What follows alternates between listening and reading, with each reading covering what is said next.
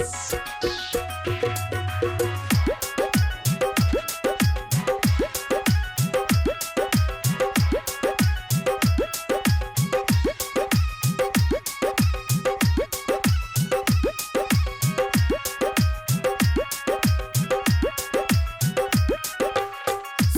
रे कान्हा तेरी याद सताती है, तेरे बिना राधा एक पल न रह पाती है, पल न रह पाती है।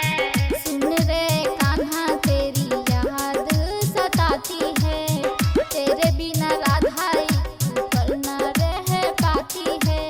जब जब तू तो बांसुरिया बजाए रे, जब जब तू तो बांसुरिया बजाए रे, हो के मगन राधा दौड़ी चली आए रे, हो के मगन राधा दौड़ी चली आए रे, हो के मगन राधा दौड़ी चली आए रे,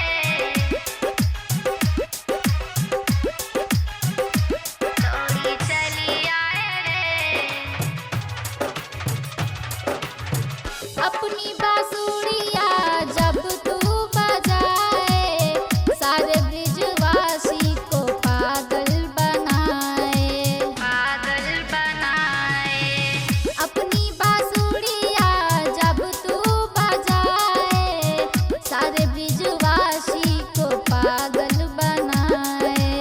तेरी तो सुरतिया सबको नचाए रे, तेरी तो सुरतिया सबको नचाए रे, हो के मगन राधा दौड़ी चली आए रे, हो के मगन राधा दौड़ी चली आए रे, हो के मगन राधा दौड़ी चली आए रे,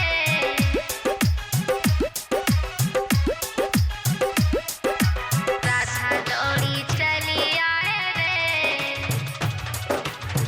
रंग में तू रंग ले अपने सांवरिया, पागल बनाती है तेरी बांसुरिया, तेरी बांसुरिया। रंग में तू रंग ले अपने सांवरिया, पागल बनाती है तेरी बांसुरिया। मोर मुकुट तेरे सर पे सुभाए रे, मोर मुकुट तेरे सर पे सुभाए रे, हो के मगन राधा दौड़ी चली